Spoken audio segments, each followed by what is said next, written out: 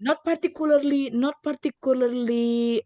role, but what do you do with Pak Rahmat during our class? Because I know that he will be responsible for the other half of the semester. And but while we are doing this, what kind of communication, what kind of interaction do you have with Pak Rahmat for our class?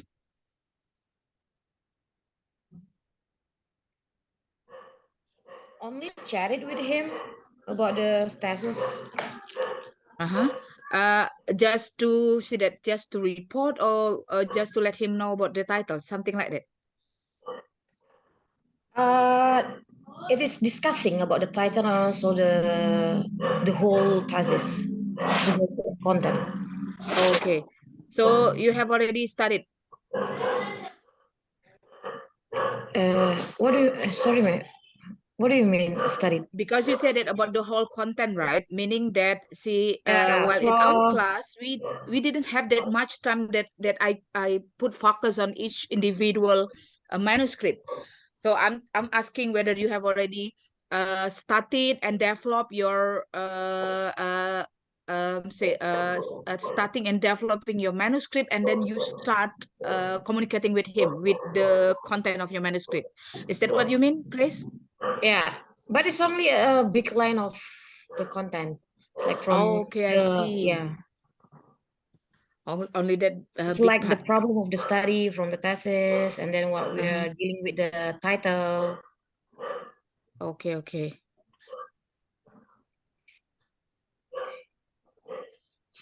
Just wait about 3 minutes before I start. So, ma'am, after the eight meeting, do we have mid test? No, No. Okay. because your it is a portfolio based class. What it means that the class Pak Rahmat is the one who will provide the grade, and see that he will Yeah. see how you develop from your scratching. So from the beginning, that you choose your title, how you do develop your title, your research questions, and so on. So at the end, he will want you to have your manuscript for the whole proposal, meaning chapter 1 to chapter 3. So that will be your grade. Okay then. Thank you, ma'am. Okay. Ma'am, may I ask? Yeah. But Mhm. after our mid test, is it still possible to us to consult with you or discuss anything regarding our proposal? I mean, Yeah. I like thought I meeting. thought we have yeah, I thought we had talked about this last meeting, right? That you could contact Yeah, me. We will not we have already did. regular meeting like this. This is our 7. Next week will be our last one, the 8 meeting, correct? And then after that, it will be individually, case by case, based on what you need. And you can contact me either through WhatsApp or maybe phone call. But I see that phone call, maybe you need to try some that you need to have extra effort, because sometimes I didn't pick up, particularly when I'm teaching, when I'm in the meeting, or well, I have any other activities. But I would get back to you. However, if WhatsApp, whether I do not reply to you directly, I usually see it and will just for once, I usually see it and will respond to you. So it's case by case based on what you need. But it's usually, and then after that, that's why I say that I need you to have a clear informations about your supervisors, because at the end of the day, they are the ones who decide that whether, okay, we will go with this one. Sometimes usually student comes to me once you are fixed with the supervisors and with the research questions, and then they do not know what to do, because they have already consulted with their supervisors, but they cannot provide them with clear instruction. For example, they will come to me. That's what happened usually. See, it's really, I don't know, particularly with you, the second semester students, you can communicate with Pak Rahmat what's next. Don't stop. That's what I need you to do, because you know that it needs you see that it needs continuation, a constant effort to finish your proposal. the idea is it's something like this. If you have the idea now, your title, and you know your rationale to as the background of your study, you know your research question, the significant, and so on, and then just because that you know that okay, you are still in the second semester, meaning there's that you still need to wait, like for example, like one semester. Particularly in the third semester, when you have your supervisors, there's possibility that you will stop. That's why I say that talk to Pak Rahmat, communicate with him what you are going to do next to make sure that you are still in the same pace, that you can continue what you have already started.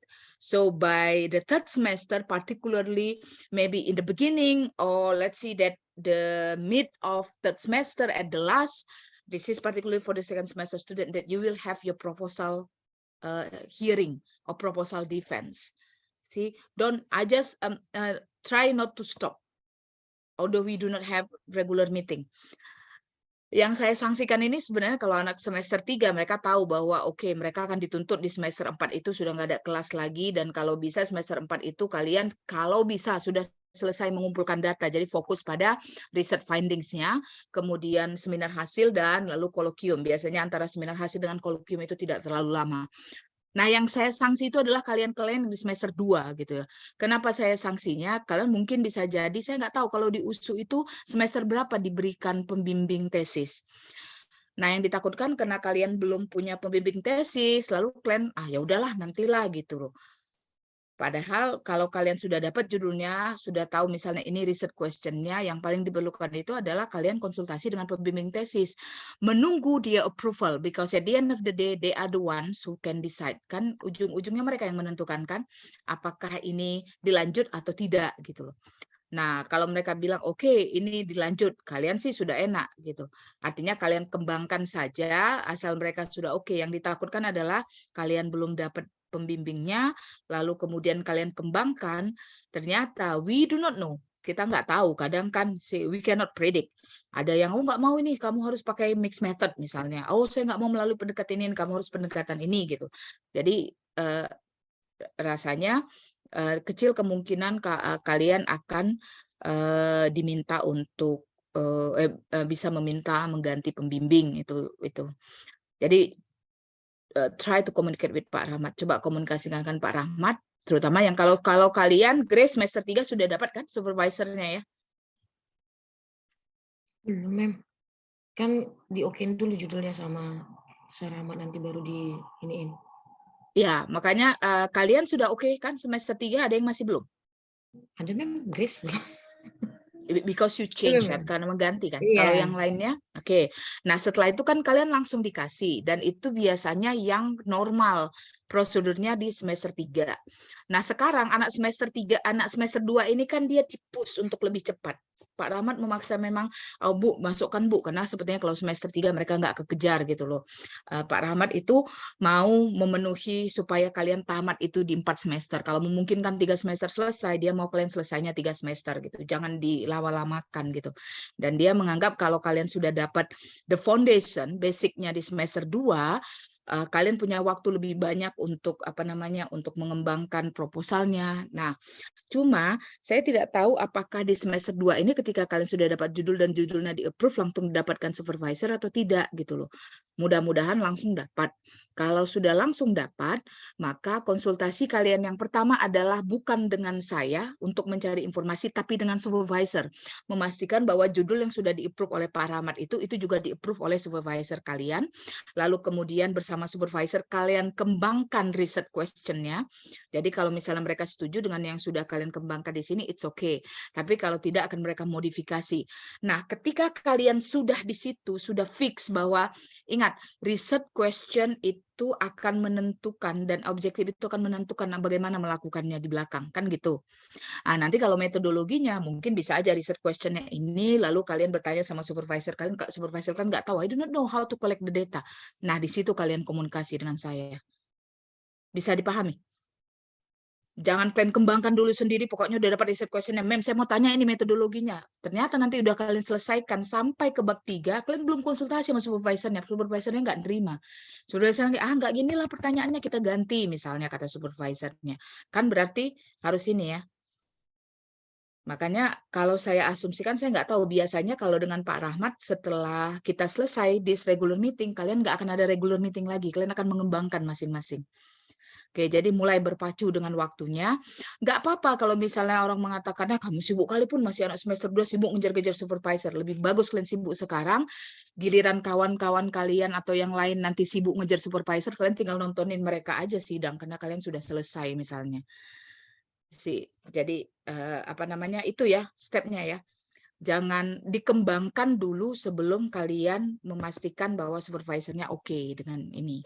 Saya tidak tahu sih apa role dari supervisor 1 dan 2 kalau di USU gitu ya. Nah, kalau di UIN itu supervisor 1 lebih menentukan, dan saya membuat peraturan itu supaya jangan mahasiswanya terjepit di tengah-tengah. Nanti payah, apalagi kalau misalnya supervisor 1-nya profesor, supervisor 2-nya profesor, yang satu mau kemana, yang satu mau kemana, kasihan anaknya nggak kemana-mana gitu loh. Jadi ikuti supervisor 1, saya akan mengatakan, saya memberitahu supervisor 2 bahwa mereka mengikuti supervisor 1. Kalau tidak sesuai di hati mereka, it's okay, nanti ketika anaknya proposal baru diperbaiki gitu loh. Saya bilang kadang nggak apa-apa gitu. Ini gimana, nggak ada ini peraturan kayak gini kok, supervisor 1 membuat gini. It's okay, just ikuti saja selama supaya anaknya aman gitu. Nanti baru kita bantai supervisornya. Supervisornya yang dibantai bukan mahasiswanya. Supervisor 1-nya baru kita bantai ketika dia sidang proposal. Kita tanya kenapa ini disetujuinya, apa basicnya, apa referensinya, kemana ini pertanyaannya gitu loh. Jadi itulah alasannya kenapa fungsi supervisor 1 itu jangan waktu sidang dia pula yang paling banyak bertanya, apa tugasnya selama ini ketika bimbingan. Si supervisor 1 fungsinya adalah membantu menjawab. Tidak boleh menjawab semuanya, tapi membantu menjawab gitu loh. Ketika nanti siswanya udah menjawab dan misalnya masih pertanyaan, mungkin cara siswanya menjelaskan kurang ini, itulah fungsi supervisor 1. Nah, supervisor 2 boleh bertanya, karena kadang di masa pembimbingan supervisor 1 sama 2 itu kadang ada conflicting yang mereka tidak saya izinkan supaya anaknya jangan terjepit di tengah gitu. I do not know with your regulation at USU. Saya nggak tahu bagaimana regulasinya. Kalau memang ada yang begitu juga, berarti yang paling penting adalah mendapat approval dari supervisor 1. That's what I want to say. Itu yang sebenarnya mau saya bilang gitu loh. Kalau supervisor sudah 1 sudah oke, nggak apa-apa gitu loh. Nah, ini terutama kalau misalnya pada hal-hal yang apalagi kalau kalian dapat idenya dari saya gitu ya. Saya kan bilang, jangan bilang, oh ini soalnya kata Mem Rahma kayak gini. Nanti mereka tanya, siapa pula Mem Rahma ini? Udah nggak pernah punya buku metodologi, sok tahu apa segala macam. Nah, tapi kalau saya yang jadi pengujinya, saya akan mempertanyakan itu pada supervisornya. Tapi syukur alhamdulillah sejauh ini biasanya supervisornya itu tidak pernah mereject yang saya sarankan, karena biasanya kalau saya sarankan saya kasih referensinya harus begini, ini nggak boleh ini karena ada ini peraturannya gitu. Dan biasanya mereka oke, di record ya, nanti dengarkan tulis ulang lagi, biasanya begitu gitu. Oke, so that's the idea, and I assume, saya tidak tahu apakah karena bulan puasa, saya asumsikan saja bahwa yang datang itu memang hanya hari ini segini gitu. Dari sekian banyak siswanya, we continue. Kita lanjut. Nah, mungkin agak sedikit berbeda dari yang sebelumnya. Kalau sebelumnya kan saya terangkan dulu, baru kemudian kita sesi tanya jawab kan. Nah, saya mau buat klarifikasi dulu untuk yang sebelumnya. Mana tahu udah kalian tanya jawab belum sempat saya jawab, baru kemudian tuh fokus. Ada 2 yang mau saya jelaskan hari ini. Yang pertama itu adalah trustworthiness. Ini yang barangkali bagi sebagian orang ini masih sangat awam. Ini apa sih? Inilah yang nanti akan membuat orang-orang awam yang selalu selama ini mengatakan bahwa oh, qualitative method is easy. That's not empirical data. That's not data. That's not even a research, a scientific method. This trustworthiness to prove that the similar to validity, reliability, objectivity in quantitative. Jadi ini yang menunjukkan bahwa kualitatif dengan kuantitatif itu sama gitu loh. Ya, kita juga punya parameter dalam untuk menentukan bahwa dia adalah valid atau tidak valid. Itu akan saya jelaskan pada kalian. Lalu kemudian, karena saya sangat paham bahwa kalian mungkin sangat awam dengan bagaimana mempresentasikan data dalam kualitatif. Ini yang sering terjadi, maka saya akan tunjukkan how you are going to show. Kalau kuantitatif kan enak, kalian tinggal misalnya hasil dari SPSS kalian keluarkan. Kalian keluarkan misalnya nilai mentah ratingnya sebelum, lalu sesudah, lalu nilai rata-ratanya pakai statistik deskriptif statistik. statistik. Ada mean, standard deviation, kemudian ada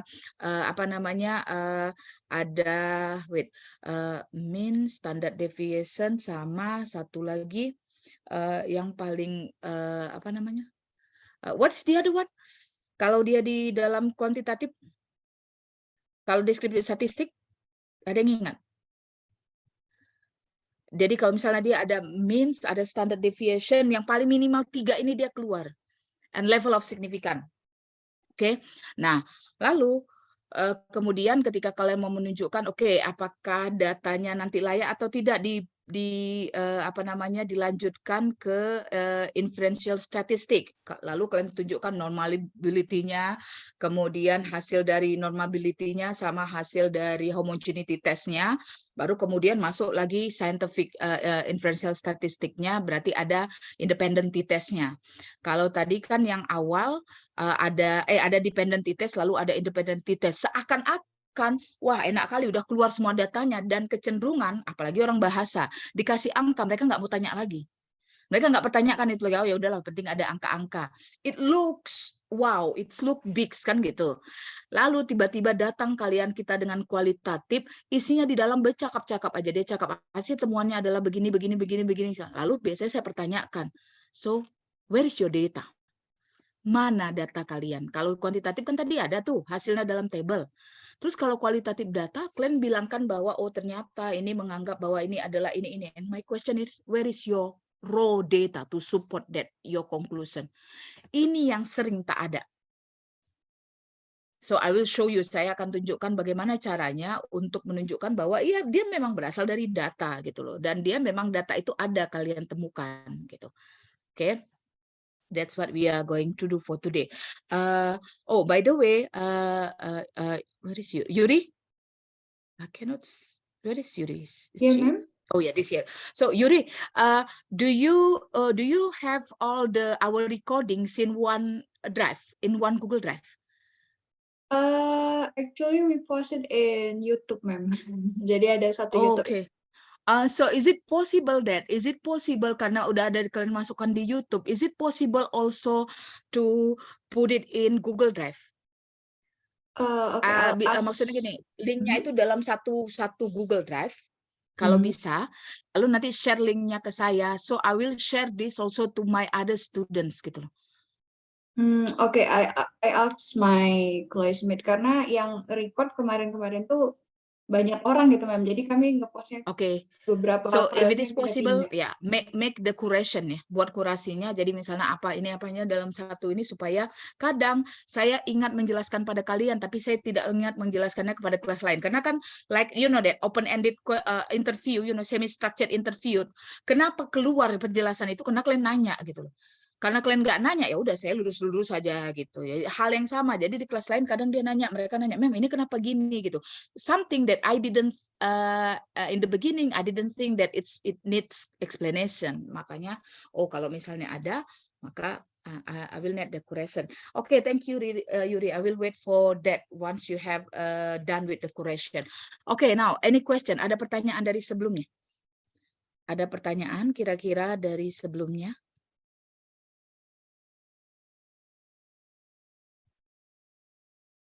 Ada? Oke.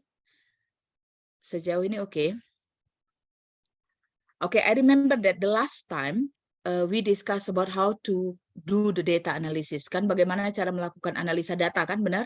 Yang saya tekankan kepada kalian itu adalah that's actually this part, transferability.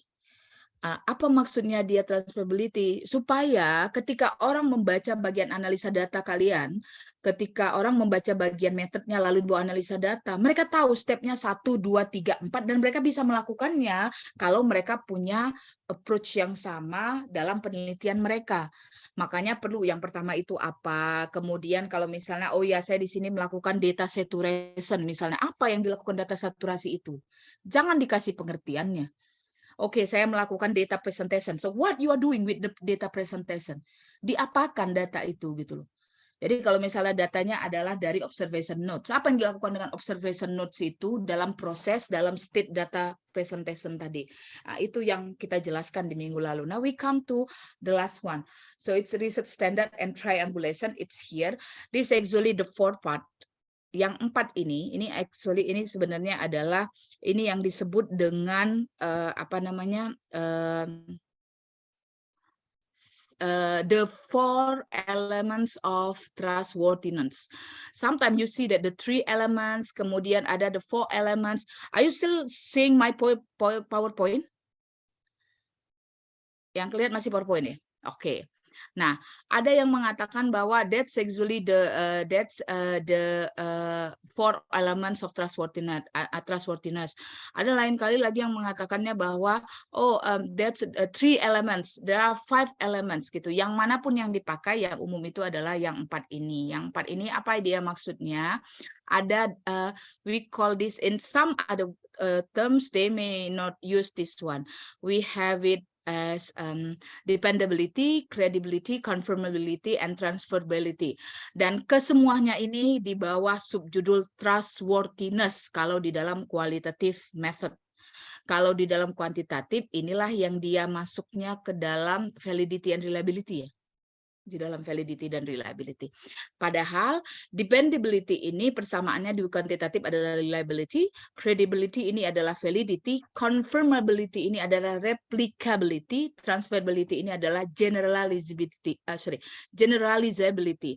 Karena yang namanya kualitatif itu adalah ungeneralizable, tidak bisa digeneralisasi. Jadi bahkan ketika kalian melakukan penelitian terhadap satu topik, penelitian dalam satu topik terhadap satu populasi partisipan, dan kemudian setelah beberapa waktu kalian melakukan penelitian dengan topik yang sama, dengan partisipan yang sama, itu pastinya hasilnya akan beda. Itulah kualitatif. Dia berlaku pada saat itu diambil gitu loh. Karena nanti kemudian akan ada perubahan landscape-nya, akan ada perubahan segala macamnya yang dapat juga merubah hasil terhadap topik yang sama ketika dilakukan di waktu yang berbeda. Oke, now let's see, kita lihat satu persatu. This is have the record. I don't think you need to write down, but if it is the best way for you to understand something, it's up to you. So we start first with the terms dependability. Kita mulai dia dengan kata apa sih yang dimaksud dengan dependability itu. So dependability means that to answer the finding of the of qualitative research or qualitative inquiry are repeatable in the inquiry occurred within the same cohort of participant. Artinya apa? Dia bisa diulangi oleh orang lain ketika dia membacanya. Maka apa yang dilakukan dengan dependability? That's what we did last week. Itulah yang saya jelaskan. Oke, kalau kalian mau pakai datanya, data collection-nya, sebutkan instrumen apa yang kalian pakai, apa atau pengertian konsepnya. Lalu kemudian dari mana instrumennya? Apakah kalian ambil dari orang lain? Apakah kalian kembangkan sendiri? Kalau kalian kembangkan sendiri, apakah kalian sudah pilotkan atau belum? Lalu kemudian ada berapa item di dalamnya? Apa isi itemnya? Dan apa data yang mau kalian kumpulkan dari instrumen ini. Oke, jadi lalu kemudian kalau kita memisahkan antara instrumen tadi, instrumentation dengan data collection, berarti di dalam data collection-nya adalah what did you do ketika kalian mengumpulkan data. Maka kalau misalnya kalian melakukan survei, lalu surveinya itu dilakukan kapan? Bagaimana kalian bisa masuk? Apakah kalian, itu yang saya bilang, apakah kalian misalnya memberikan surveinya, lalu kalian ada di dalam kelas, kalian tuliskan surveinya misalnya dalam bahasa Indonesia atau bahasa Inggris. Kalau dia bahasa Inggris, apakah kalian akan ada di kelas ketika seandainya nanti ada siswa yang nggak tahu dan minta penjelasan. So that's your rich or thick description. Itu yang dimaksud dengan dependability. Oke, jadi kalau misalnya data collection macam mana prosesnya, kemudian kalau misalnya dia ada protokol, kemudian ada ethical consideration, ketika kalian memastikan bahwa etiknya terpenuhi apa yang kalian lakukan. Jadi kalau misalnya, oh ya, kepada partisipannya untuk memastikan bahwa anonymity, maka semua nama partisipan itu akan dicoret. Lalu kemudian akan digantikan dengan huruf misalnya atau dengan angka. Lalu kemudian dalam menganalisanya partisipan itu ditutup gitu ya namanya. Atau misalnya dalam menganalisanya misalnya kalian menggunakan reflective essays. Kan mereka akan menuliskan nama mereka. Maka kalian akan copy lalu kemudian kopiannya itu kalian hapus namanya sehingga ketika kalian menganalisa kalian tidak tahu itu punyanya siapa. Ketika dia secara langsung ya, tapi kalian sudah tandai. Lalu kemudian bagaimana cara dates for ethical consideration. Lalu kalau misalnya kalian mendapatkan concern ketika di awal, ketika kalian meminta partisipan kalian untuk terlibat, apa yang kalian lakukan?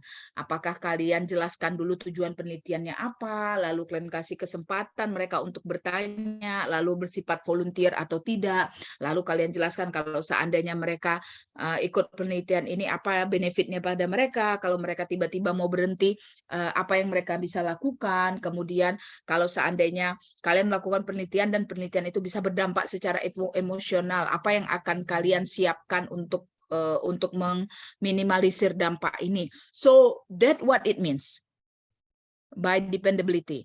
Lalu pertanyaannya, apakah harus sedetail ini? Tidak. Kita di Indonesia ya, karena kita pakai standar, jadi nggak usah terlalu ini sekali, but that what it means. Makanya kalau misalnya kalau di luar negeri ada yang supervisornya sangat-sangat detail gitu, harus dijelaskan macam mana dilakukan, apa yang kamu lakukan, jadi apa maksudnya, lalu kemudian apa-apa saja metode yang kamu lakukan, bagaimana prosedur melakukannya untuk dependability, confirmability, transferability, dan seterusnya. Oke? So that's the first one, itu yang pertama. Jadi kita menyiapkan yang namanya detail description terhadap setiap seksi dari research method, bab ketiga, itu maksudnya dependability. Oke. Yang kedua itu adalah, the next one is credibility. Apa sih yang dimaksud dengan credibility? Credibility itu artinya adalah to establish confidence that results from the perspective of the participant are true, credible, and believable. Ingat ya, credibility ini adalah dari perspektif dari partisipannya. Untuk memastikan bahwa hasil yang kita teliti itu memang sesuai dengan apa yang mereka sampaikan. Inilah yang dimaksudkan kemarin dia menggunakan apa? Member check. Member check itu apa? Kalian menginterview orang, lalu kemudian kalian transkripkan, lalu kemudian kalian terjemahkan apa yang kalian dapatkan dari transkrip itu.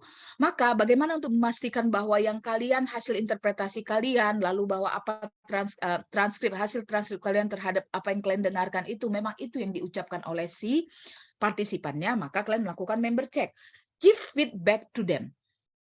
Kasih mereka misalnya waktunya sekitar, saya kasih waktu 2 minggu, saya kasihkan ini hasil transkripsinya, ini hasil terjemahan saya, atau interpretasi saya. Jadi kalau misalnya they need, kata mereka bahwa, oh bukan ini yang saya maksud. Jadi mereka, they have time to confirm, they have time to see that, what's the term? Tunggu ya, saya mencari istilah bahasa Inggrisnya. Itu tip of my tongue.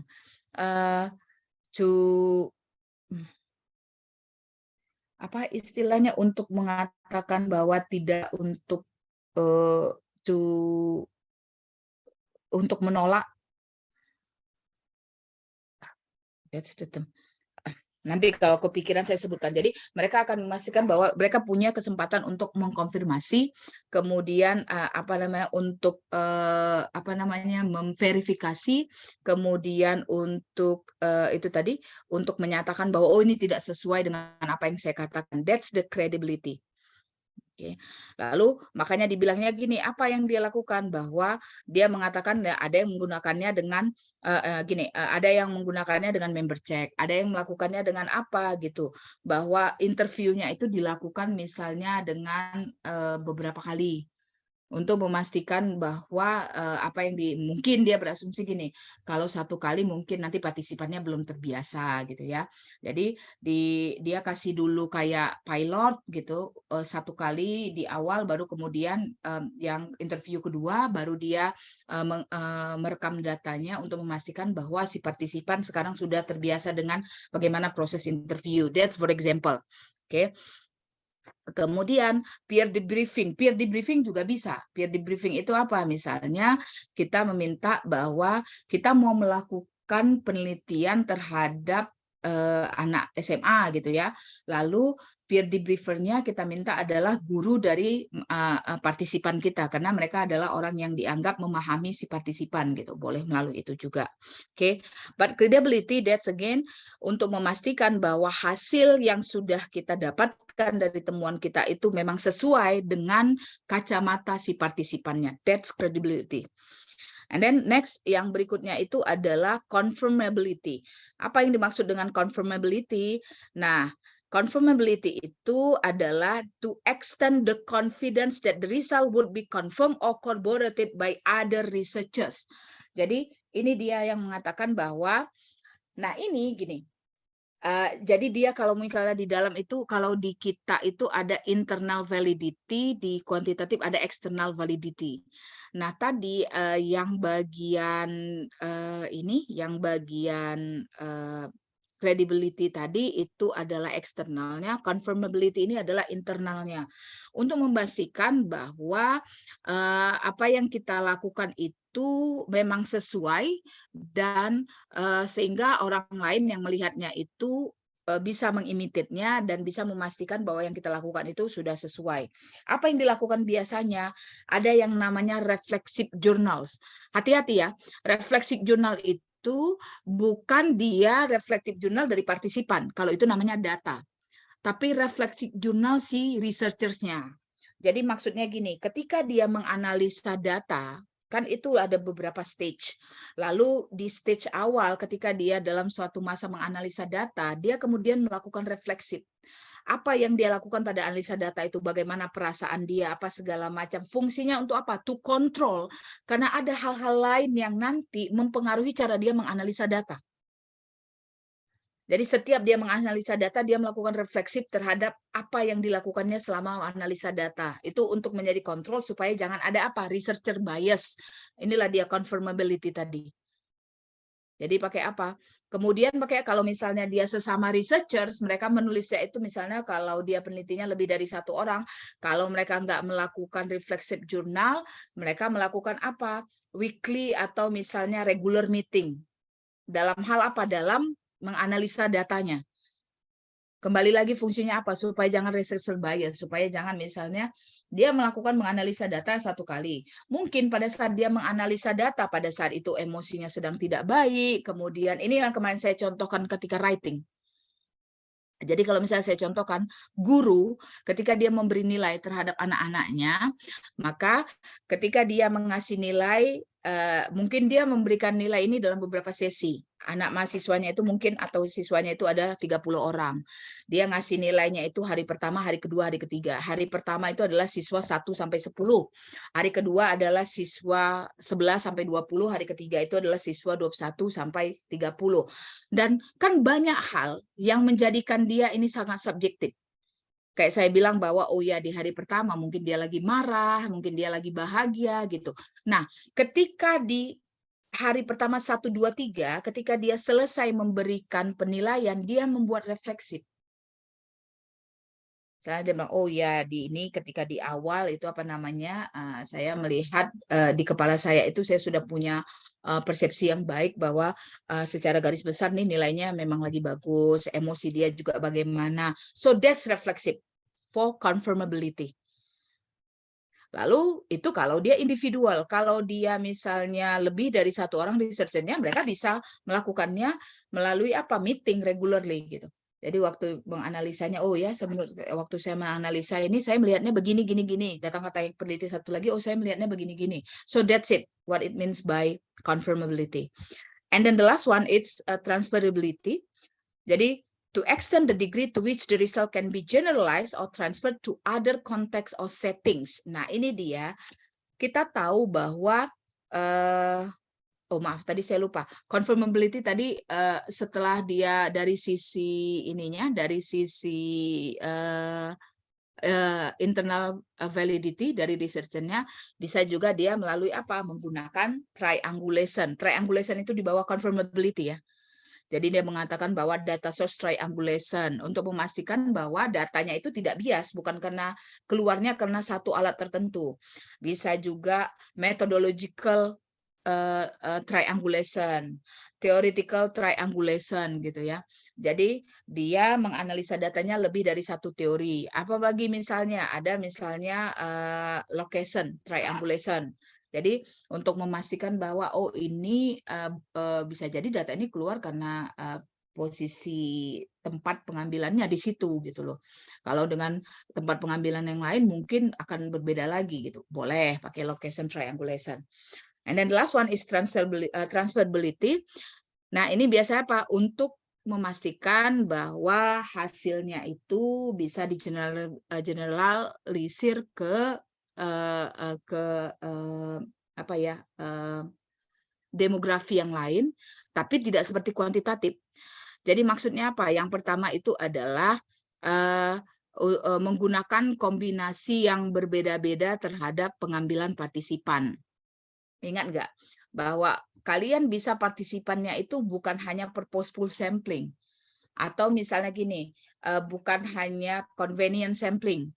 Oh iya, kalian kombinasikan antara convenient dengan purposeful.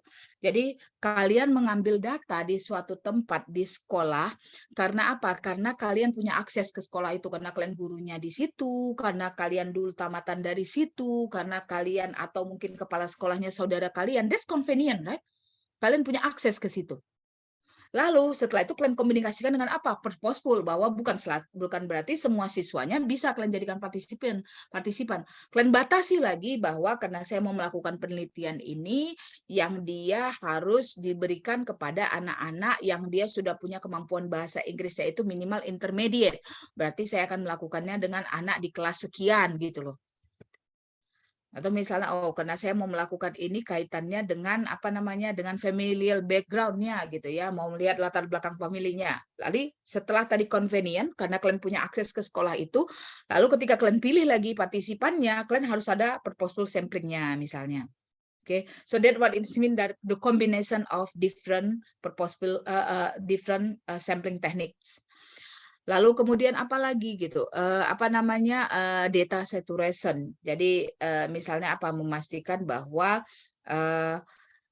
datanya itu sesuai dengan apa yang kalian mau, sedang dengan topik apa yang kalian teliti. So your data saturation.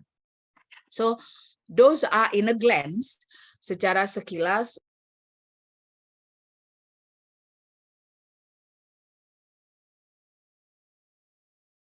It's not less empirical or scientific or whatever they call it than quantitative.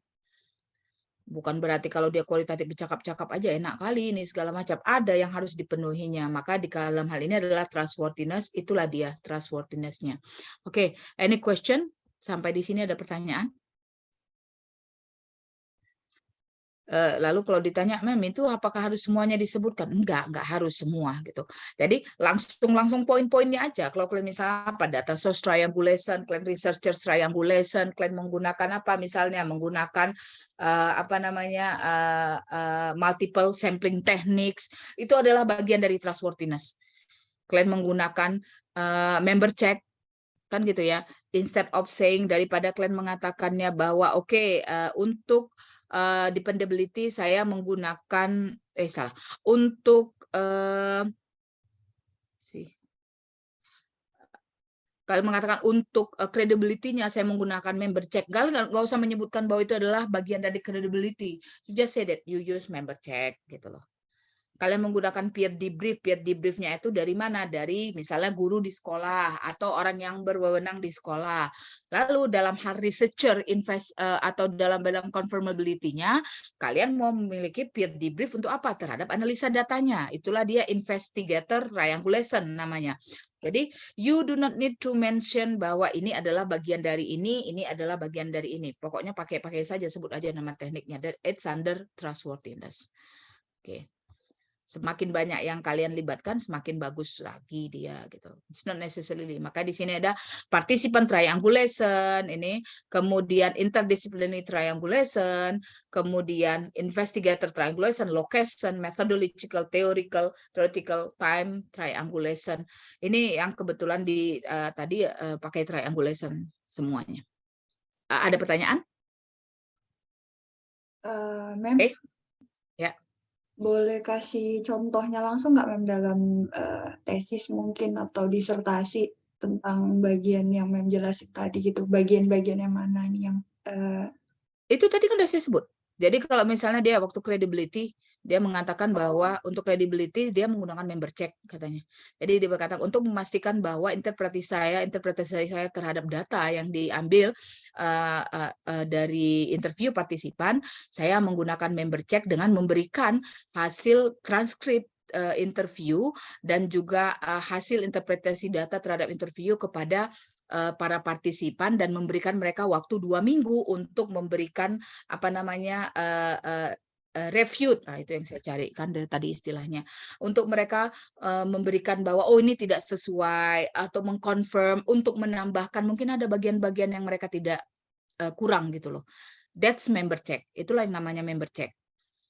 Oke, lalu mengatakan bahwa untuk memastikan bahwa data yang ada itu adalah tidak bahwa untuk memastikan bahwa datanya tidak bias, maka saya menggunakan 3 sumber data yang berbeda. Jadi misalnya gini, selain dari interview saya menggunakan apa? Reflexive note.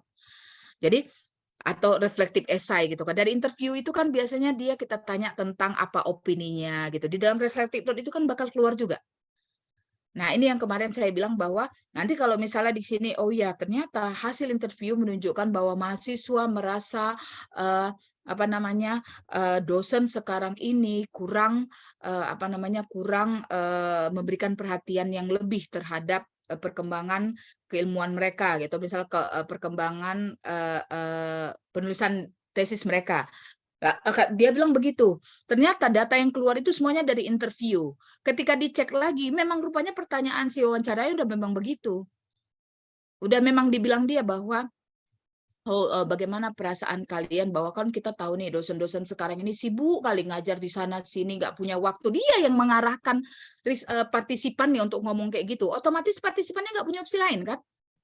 Tapi kalau misalnya dia makanya saya sudah mengatakan bahwa kalau kalian mau melihat bagaimana apa menurut para siswa apa yang menjadi tantangan dalam mengimplementasikan misalnya Quillbot misalnya gitu ya, jangan kalian tanya what are the challenges, nggak boleh begitu. Pertanyaannya nggak boleh begitu, dia boleh ceritakan aja, oh gini misalnya bisa ceritakan nggak pengalamannya gitu ya. Kalau itu kan lebar kan, kalau pengalaman bisa positif negatif. Kemudian oh ya misalnya gini kan, lalu dia bilang oh ya saya pakai ini, sebelumnya sudah pernah pakai Quillbot atau enggak, atau misalnya kalau itu kan lebar. Nah, kecuali nanti waktu dia bilang misalnya gini, selain Quillbot pakai apa aja yang lain gitu loh. Lalu dia bilang, oh ya saya pakai Grammarly, pakai apa segala macam. Kira-kira ada nggak, apakah dari pengalaman menggunakan beberapa tool ini, apa yang sama, apa yang berbeda, itu kan umum. Sampai dia bilang misalnya mengatakan bahwa oh ya kalau Quillbot waktunya lebih cepat, kalau Grammarly biasanya agak lebih lama. Cuma kalau misalnya di Quillbot itu kayaknya saya pakai internetnya itu kayaknya membutuhkan data yang lebih besar. Dia yang bilang membutuhkan data yang lebih besar, right? Then you can code it later. That's his challenge. Bukan kalian tanya apa challenge-nya. Kalau kayak gitu nanti ya udah tahu lah dia ini challenge-nya. Kalau itu yang dilakukan itu kayak wawancara di TV, wawancara reportase. Berarti tak ada data yang emerge. Makanya dia baru keluar itu dengan kira-kira bisa memahami yang saya maksudkan. Jadi jangan pernah menanya misalnya apa pandangan Bapak misalnya terhadap kasus ini misalnya. Lalu kemudian pokoknya jangan pernah bertanya apa yang kalian jadikan pertanyaan dalam research question kalian di dalam interview atau di dalam questionnaire yang open ended. kalian boleh mencecarnya ketika dia mengucapkan duluan. Dia bilang, oh kayaknya ini lebih inilah apa namanya, saya merasa kayaknya lebih gampang, saya lebih kayaknya tulisan saya lebih apa namanya lebih enak nulis. Baru kalian tanya, bisa nggak dijelaskan yang lebih enak itu gimana gitu? Atau misalnya dia bilang, saya rasa dosen sekarang ini parah-parah kali pun. Lalu kan katanya, oke, bisa nggak dijelaskan parahnya itu apa yang dimaksud? Bukan kalian yang bilang, dia yang nyebutkan duluan. Sih, dapat? Kira-kira? Nah, itu kan kalian trigger misalnya. Kalian trigger dengan pertanyaan, tapi kan dia keluarnya natural. Hal yang sama dengan refleksif. Untuk memastikan bahwa datanya datang dari yang berbeda, kalian cuma minta mereka saja, oke, silahkan refleksikan pembelajaran kalian hari ini. Kalian boleh kasih prompt-nya.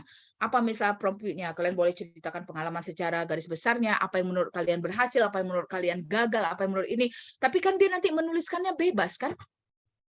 Kalian hanya ngasih tahu aja bahwa oh ya ceritakan tentang ini.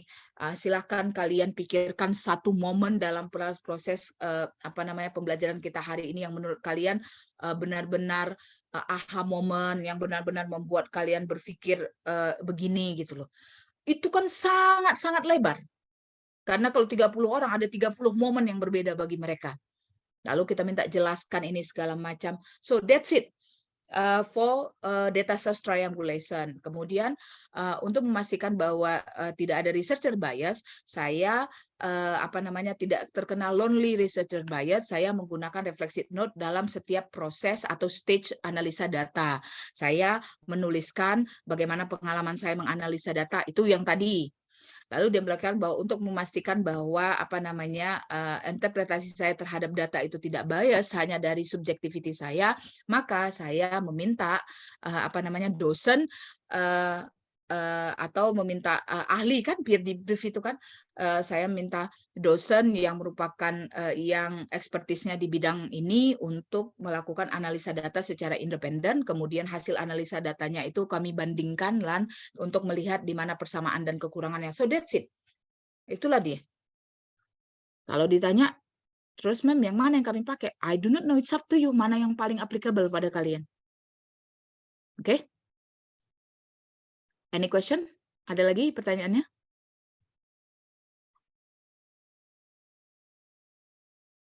Oke, sudah?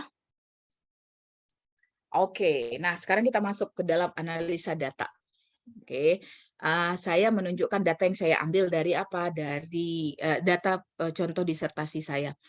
Nah, presentasi data, sorry, bukan analisa data ya. Saya mau cerita tentang bagaimana presentasi data. Nomor pertama yang harus kalian ingat bahwa presentasi kalian terhadap temuan itu harus berbasis pada your research question, pada pertanyaan kalian. Jangan pertanyaan kalian 3, temuan kalian jadi 5. Bingung orang yang mana kalian temukan ini gitu. Oke, kecuali kalau nanti kalian mau menjelaskan demografik. Demografik itu kan bukan bagian dari research question. Kalian cuma mau menunjukkan bahwa ini loh partisipannya, karena datanya diambil bersamaan ketika kalian melakukan survei misalnya. Makanya kalian tidak bisa meletakkannya di bawah method, di bawah partisipan, karena pada saat kalian melakukan proposal, menulis proposal kalian, pada saat itu kalian belum dapat data dari surveinya gitu. Makanya boleh di dalam findingnya nanti kalian mengatakan bahwa partisipan demographic information itu boleh. Dan itu di luar dari temuan terhadap research question kalian gitu. Nah, now let's see, kita lihat apa yang dilakukan dengan let me share. Apa yang kalian lakukan dalam mempresentasikan data kalian gitu. Saya nggak punya hard copy disertasi saya karena saya tidak pernah bawa pulang disertasi. Hanya di sini, hanya begini disertasi kami di sana gitu loh. Dan tidak ditandatanganin, ya cukup begini aja bahwa approve oleh ini. Untuk menunjukkan bahwa disertasi itu kami lakukan sendiri bukan diplagiat, makanya dia dipublish secara umum di kampus UNM gitu. Dipublish dan di situ kan orang tahu kalau misalnya dia plagiat pasti akan ketemu plagiatnya dari punya siapa kan gitu.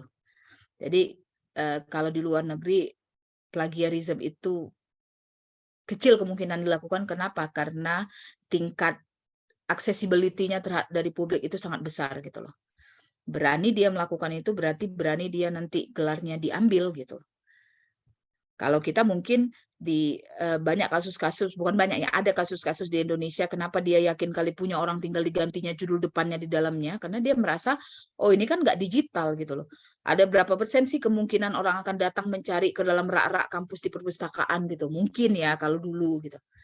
Kalau sekarang saya nggak pernah punya bentuk fisiknya dari disertasi saya itu. Makanya di Amerika sana nggak laku tukang fotokopi. Ngapain difotokopi gitu? We don't do that. Nggak ada saya bentuk fisik yang nggak ada di depannya itu ditaruh misalnya apa namanya, nggak ada di depannya itu misalnya pakai hard copy, kemudian dia keras minta tanda tangannya sama pembimbingnya, itu nggak ada. Selama kita sudah menempatkan nama keempat orang itu di situ, berarti mereka sudah memang approve, mereka melakukan sidang terhadap kita gitu. Nah ini kan tadi dia tentang apa namanya, finding ya, temuannya gimana gitu. Saya ingat sekali kemarin, lihat perhatikan ini.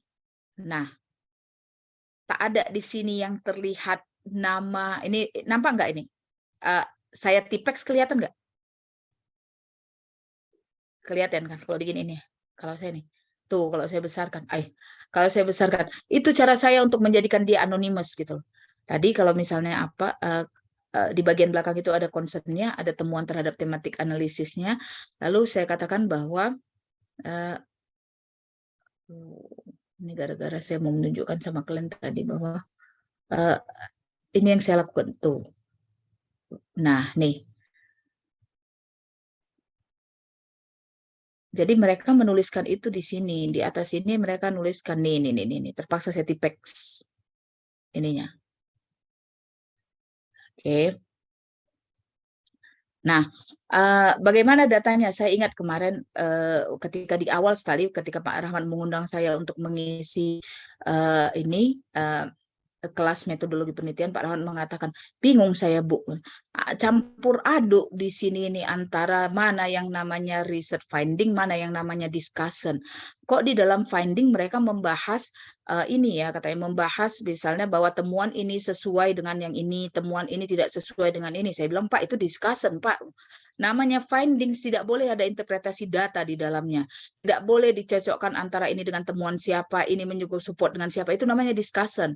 Namanya finding, ya tunjukkanlah data finding itu secara bulat, habis itu aja gitu. Yang dibahas itu adalah ini, tidak boleh diinterpretasikan gitu. Ya, kita hanya menarasikan apa yang kita jadikan temuan. Nah, ini orang melihatkan gini, ini kan angka-angka, berarti kamu punya itu mixed method. Enggak. Saya punya nggak mixed method. Saya tetap kualitatif. Karena tidak ada deskriptif statistik yang saya gunakan, dan saya hanya menggalakkannya dengan frequency count. Jadi bukan berarti kalau datanya ada kuantitatif, dia pasti mixed method. Inilah yang harus ditekankan. Kamu kan ini kayaknya banyak ini gini. Enggak, saya kan hanya ngukur frekuensinya ada berapa kali. Dan itu adalah jawaban mereka terhadap survei.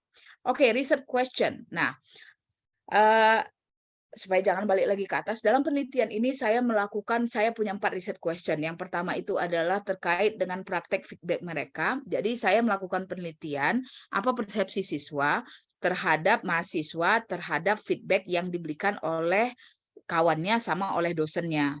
Lalu kemudian saya melihat apa misalnya nomor 1 itu preference mereka terhadap direct atau indirect feedback, atau di sini namanya direct question. Makanya kan gini, saya kasih dulu penjelasan, nggak langsung aja saya bikin bahwa misalnya namanya gini, to answer the research question, saya nggak gitu dulu. Saya kasih dulu kembali lagi narasinya bahwa yang namanya written feedback itu biasanya kalau nggak direct, dia indirect gitu ya. Kemudian jelaskan lagi, direct itu ini ada di dalam literatur review, tapi saya ulang lagi di sini.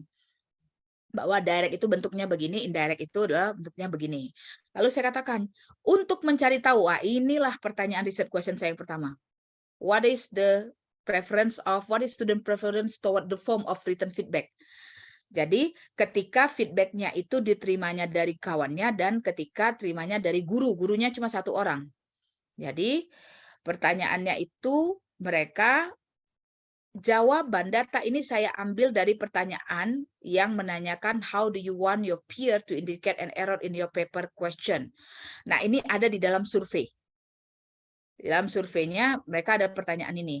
Maka saya bilang bahwa respon dari setiap partisipan itu di written feedback survei 1 dan 2. 1 itu diberikan di pangkal, 2 itu diberikan sesudah selesai. Lalu di-recorded dalam 2 tabel yang berbeda dan dihitung, inilah untuk berapa kali frekuensinya terjadi. Makanya namanya adalah frequency count. Lalu saya katakan bahwa survei 1 hasilnya di tabel 8, survei 2 itu hasilnya di tabel 9. Baru total dari frequency count itu kemudian dihitung dengan menambahkan, lihat, perhatikan ini. Bagaimana dia didetailkan supaya orang nanti bisa membaca kalau dia mau melakukannya, ini yang dilakukannya untuk menganalisa datanya. Lalu lihat temuan saya adalah, saya keluarkan. Ini tadi kan 9. Nah, table ya. Table itu di bawah di dalam appendix. Kalau ini dia saya ganti dengan bentuknya figure karena kalau table nanti dia terlalu panjang. Lalu untuk error indication ini berdasarkan surveinya saya katakan bahwa yang peer itu adalah jawaban dari ini adalah feedback dari gurunya dari kawannya. Sedangkan yang yang kuning ini maaf. Yang kuning itu dari gurunya. Oke. Ketika kawannya yang memberikan, lalu dia mengatakan bahwa dia lebih suka kawannya gurunya memberikan error, mengindikasikan error dan memperbaikinya itu lebih suka dilakukan oleh gurunya. Oke. Lalu kemudian yang dia indikasi kemudian dibenarkan lalu dikasih kategori lagi. Nah, itu dia yang kedua. Tidak ada yang memilih dia diindikasikan errornya, tetapi tidak dikoreksi, nggak mau. Mereka mau langsung dia dikasih koreksinya. Lalu ada yang dia mengindikasikan errornya, mengkategorikannya, tetapi tidak diperbaiki. Ini juga tidak ada. Lalu ada yang dia hanya hinting. Hinting itu hanya ngasih tahu, oke, cek paragraf sekian gitu loh. Cek kalimat kedua dalam paragraf ini gitu. Nah, ini juga tidak ada. Jadi pilihan mereka itu adalah yang 3 ini. Kalau bisa, udah diindikasikan, dikategorikan, dibetulkan lagi. Tipikal orang Indonesia lah. Kalau bisa dipermudah, jangan disusahkan lagi. Kalau bisa perbaiki semua, that's it. Istilahnya kayak temuan ini. Nah, apa yang saya sebutkan di dalamnya, kan saya nggak ada bilang bahwa ini sesuai dengan ini, kan nggak ada. Karena dia adalah data, my finding. Saya menunjukkan hasil temuan saya.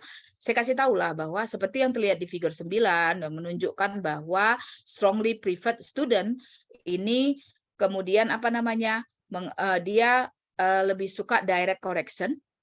Kan ini dia, indicating the error, ini direct kan, direct correction ketika menerima written feedback baik dari peers-nya maupun dari gurunya.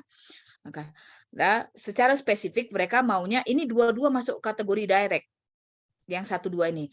Secara spesifik mereka maunya kesalahan mereka itu kalau tidak ditunjukkan secara eksplisit, dikategorikan dan dikoreksi, paling tidak diindikasikan dan dikoreksi tanpa dikasih tahu kategorinya. Itu yang mereka, that's temuannya kan.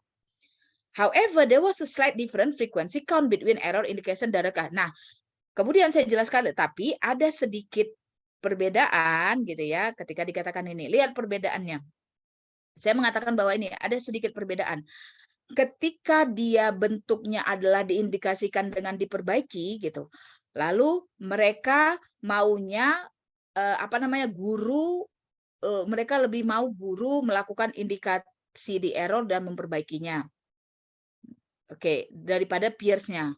Tapi ketika metodenya adalah mengindikasikan, memberikan kategori, lalu memperbaikannya, mereka lebih mau peer-nya melakukan ini daripada gurunya. Di kepala saya, pada saat ini saya mengatakan, kenapa ini terjadi? Ini mungkin karena siswanya ini masih men-challenge. Kalau written feedback-nya itu dapat dari kawannya, jangan-jangan kawannya nggak tahu mereka tulis ini apa. Makanya mereka suruh, cobalah kalau memang betul ini salah, kategorikan apa gitu loh. But I cannot put it here, nggak boleh saya letakkan di sini. Itu kan udah interpretasi saya. That's my discussion. Makanya it is assume apa segala macam. Saya hanya boleh membahas apa arti kata-kata ini. Makanya perhatikan ke bawah. Data apa segala macam, tidak ada. Saya mengatakan this result also indicate that although student prepare their there was still a place for that without the provision of the correction as long as the clue is detailed enough. Saya location kategori. Lihat, tidak ada interpretasi saya terhadap data. Saya hanya menjelaskan apa maksud dari table itu. That's your finding. Itulah temuan kalian. Jangan pernah bilang ya bahwa ini menurutkan secara teori, ini mungkin karena apa dalam hal sesuai dengan pernyataan si ini bahwa cerita dalam hierarchical mahasiswa menganggap bahwa namanya guru itu adalah source of knowledge, sehingga mereka menganggap bahwa guru itu orang yang paling, itu semuanya discussion. Kalau sudah kalian masukkan teori di dalamnya itu namanya udah discussion. Sama yang kedua, kalau tadi itu adalah type, yang kedua itu adalah pertanyaan saya adalah fokus dari written feedback-nya. Oke. Nah, kalau tadi dia type itu ada direct indirect, kalau dia fokus itu ada global sama local. Apa maksudnya global? Global itu adalah yang paragraf organization-nya, kontennya, ide development-nya, koherensinya. Sedangkan yang lokal itu sibuk dengan grammar-nya, vocabulary-nya, punctuation-nya, mechanical-nya. Itu dibedakan kalau feedback secara teori. Lalu dalam temuannya ini secara sekilas bahwa perhatikan, lihat. Mereka lebih percaya dengan peer-nya itu terhadap apa? Hanya yang lokal. Nah, lalu kemudian apa namanya? Ketika dia global, mereka berharap dari gurunya lebih banyak. Oke.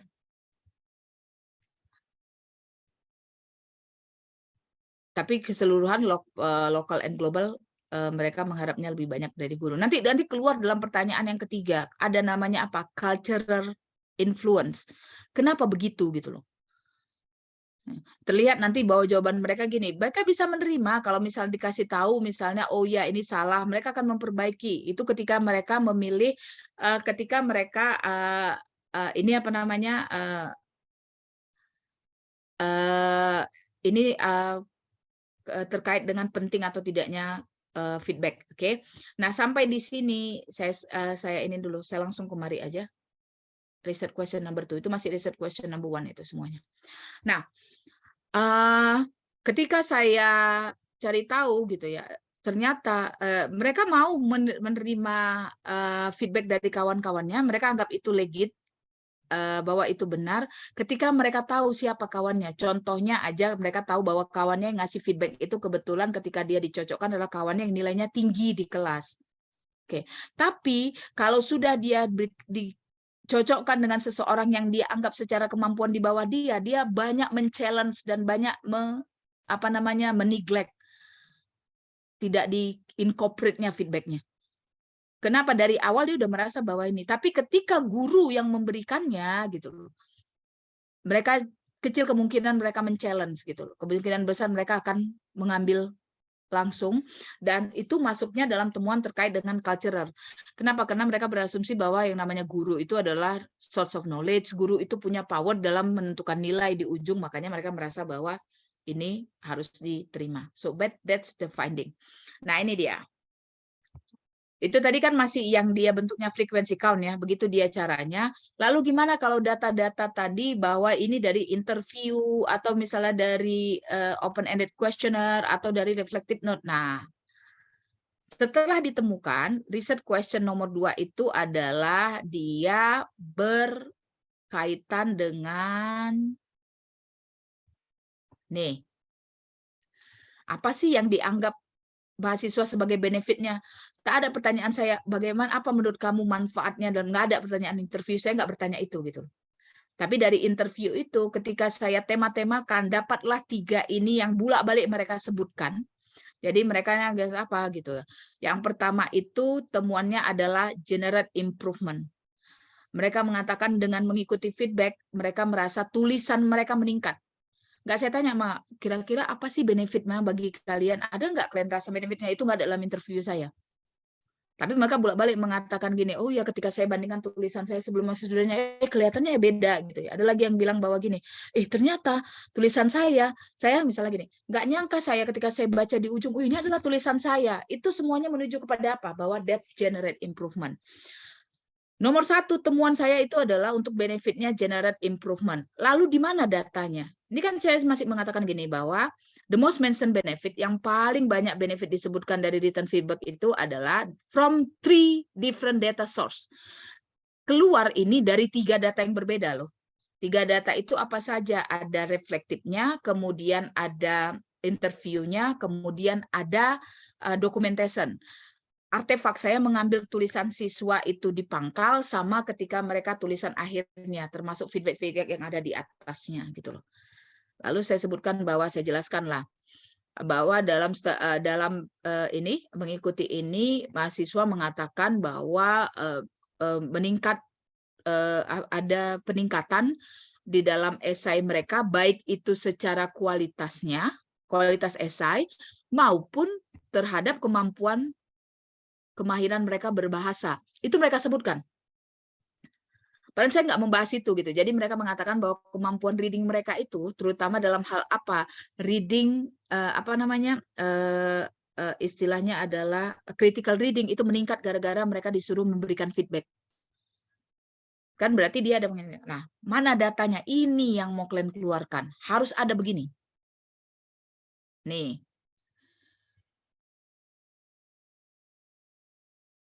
Nih. Tuh, inilah data mentahnya. Harus ada. Ketika kalian mengatakan generate improvement, mana buktinya? Kan gini. First of all, I learned about different writing style. I really like it, especially with the second essay because we needed to work in group. So I have 2 that I needed the comment. The 2 were totally, yang saya tambahin dalam kurung ini dia nggak nyebutkan, tapi itu yang maksud dia. Were totally different, although we were with same problem. So I learned this way. I especially how they get strong example to support. Perhatikan nggak bahwa kata-katanya improvement itu hanya keluar di sini. Di sini, it really improve my knowledge. Dia bilang. Berarti apa? Ini bukan, dia tidak hanya berbicara tentang, di sini dia bilang bahwa we're totally different. But we wrote differently. So I learned this is another way to write it. Dia belajar kemampuan menulisnya itu meningkat gara-gara apa gitu loh. I learned about how to start an argument and gave strong example to support it. They also had different organization, use different translation signal, and really improve my knowledge. Yang ini untuk mendukung pernyataan bahwa dia kemampuan skillnya yang lain itu meningkat setelah dia mengikuti yang ini. Nah, saya ambilnya dari mana? Dari interview dengan si Potter. Kemudian untuk memastikan bahwa datanya ini ya, setelah saya kasih interview, ingat ya, kita harus menjelaskan apa isi interview itu. Lalu kemudian saya ambil lagi apa? Dari si Roy. Tapi nengok, reflective journal. Datanya kan nggak dari interview lagi. Orang yang berbeda, sumber data yang berbeda.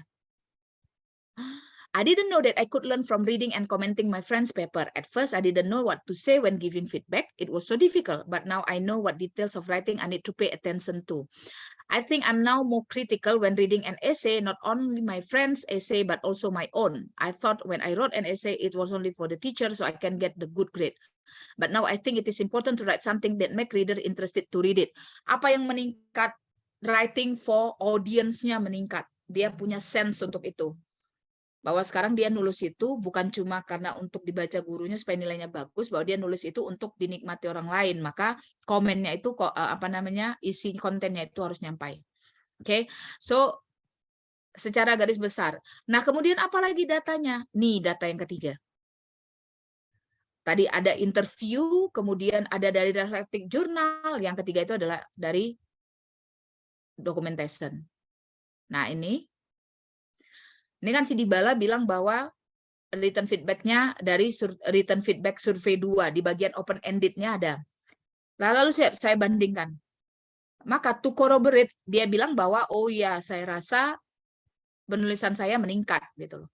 Lalu saya put inilah yang dia dipangkal, first draft-nya, ini adalah final draft dia. Lalu saya sebutkan di sini bahwa ditandai mana yang dia bersalah-salahannya. lihat bahwa dikatakannya di atas di dalam refleksi di dalam apa namanya respon dia terhadap open-ended questionnaire, dia bilang bahwa dia dapat meningkatkan kualitas tulisannya. Itu kan dia bilang. Lalu saya mau memastikan bahwa benar nggak, jangan-jangan cuma perasaan dia aja. Saya bandingkanlah esai dia di yang pertama sama yang di terakhir. Lalu saya jelaskan di sini. Sorry, di atas kayaknya saya jelaskan. Nih, figur 13 menunjukkan comparison antara developers and yang underwent significant transformation in various aspect of the writing, including introduction and paragraph flow. Saya sebutkan di sini bahwa di awalnya aja dia misalnya gitu ya. Di sini, ini kalau dibuka lebih lebar. Nah, di sini kan kelihatan di sini ada, oh ini kamu harus gini apa segala macam. Dia mulai dengan kata gini, when people move to another country, some of them, lalu di ujung dia menggantinya dengan ini. Today, many people decide to move to another country in order to find out the better life, apa segala macam. Lalu saya katakan bahwa dia mengalami signifikan perubahannya itu apa di introduction-nya, lalu kemudian di bagian conclusion-nya. Yang saya tunjukkan melalui apa? Data dari documentation. Nah, kemudian pertanyaannya adalah mana discussion-nya? Ya, ini nih ya.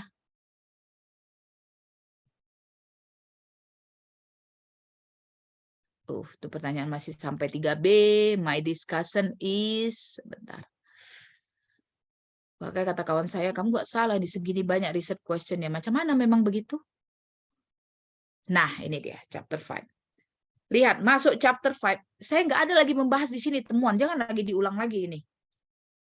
Nggak ada cerita temuan lagi di dalam discussion. Di sini adalah membahas yang temuannya tadi gitu. Saya hanya mengatakan bahwa di study describe ini apa segala macam. Explain to understand why student in cooperative ini. Oke, ini adalah awalnya. Lalu kemudian saya katakan di sini. Di mana discussion-nya secara spesifik. Oops, sorry.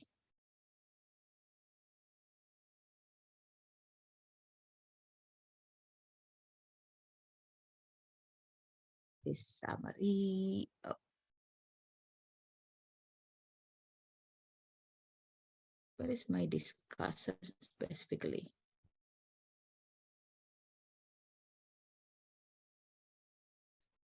This one.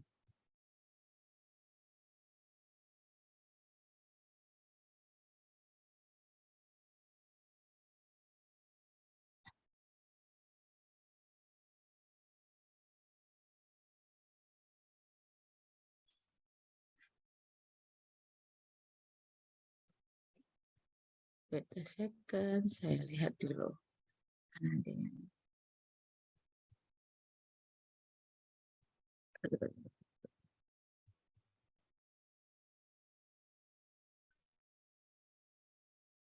Oke, ada limitation. Hati-hati ya, jangan diikuti. Ini kebetulan di kampus saya. Ada limitation di dalam discussion, sesi discussion. Tapi secara spesifik lihat ini. Disinilah saya mengeluarkan bahwa, nah nih. Mana sih penelitian terdahulu yang mengatakan ini gitu ya. Lalu kemudian apa?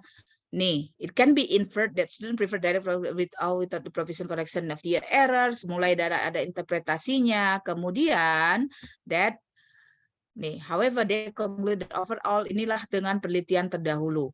Lalu kemudian apa?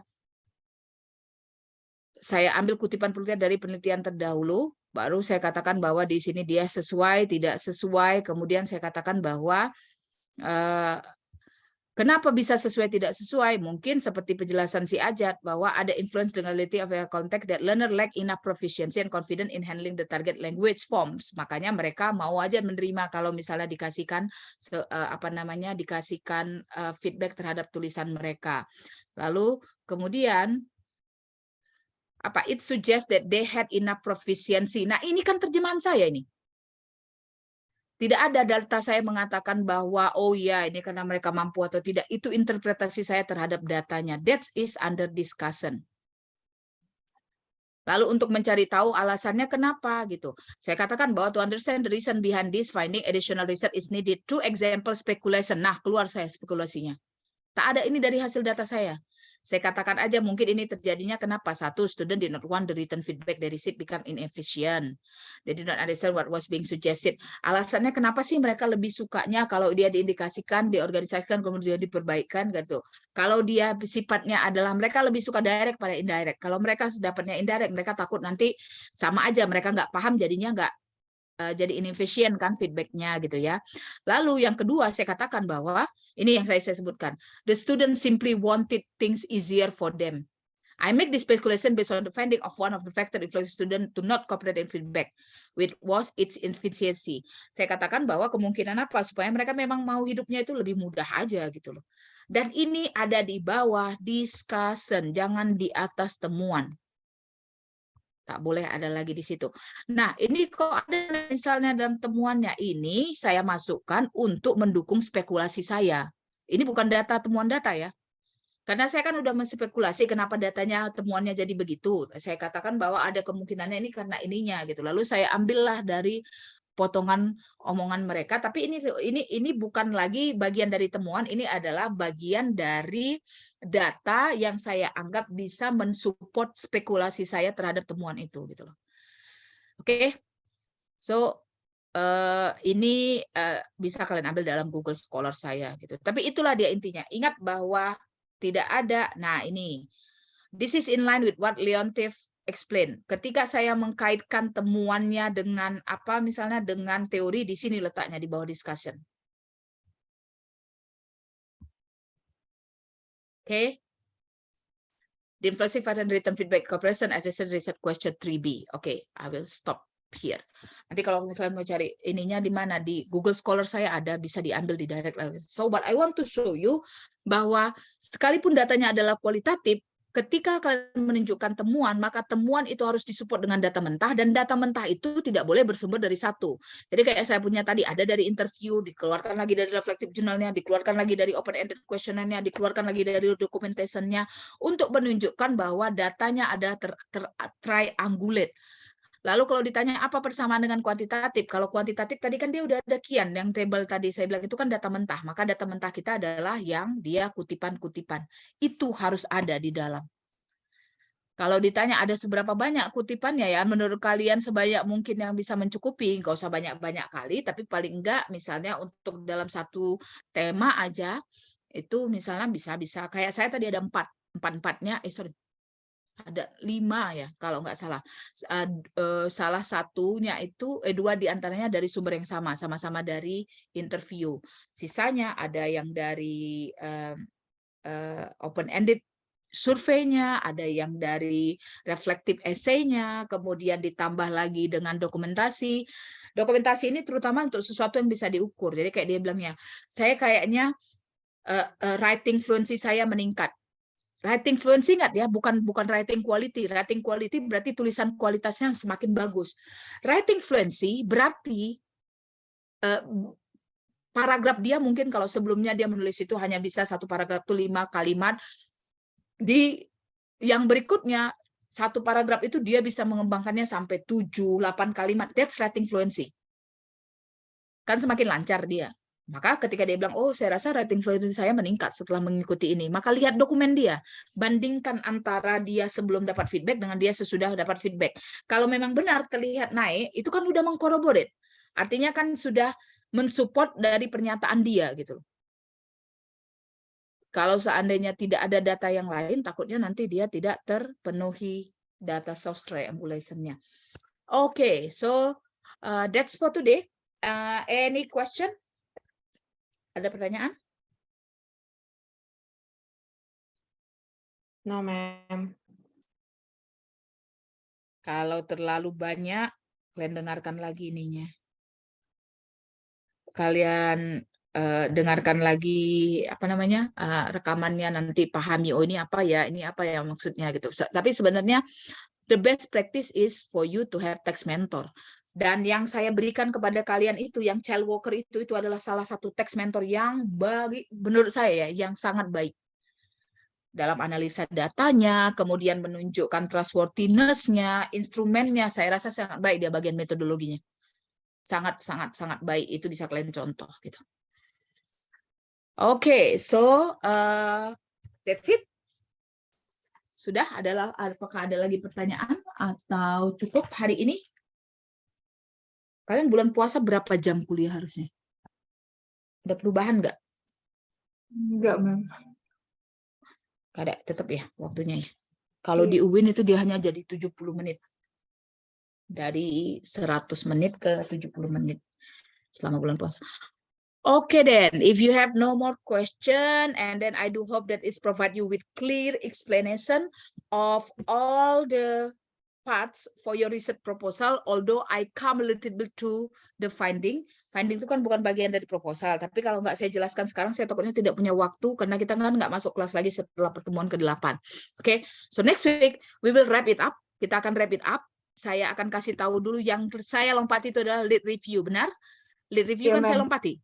Benar, Ya, Mem. nanti saya jelaskan nanti lead review-nya, apa yang harus ada di lead review. Jangan lagi lead review-nya disintegrated, jangan satu gitu. Dia harus terbungkus dalam konteks gitu ya.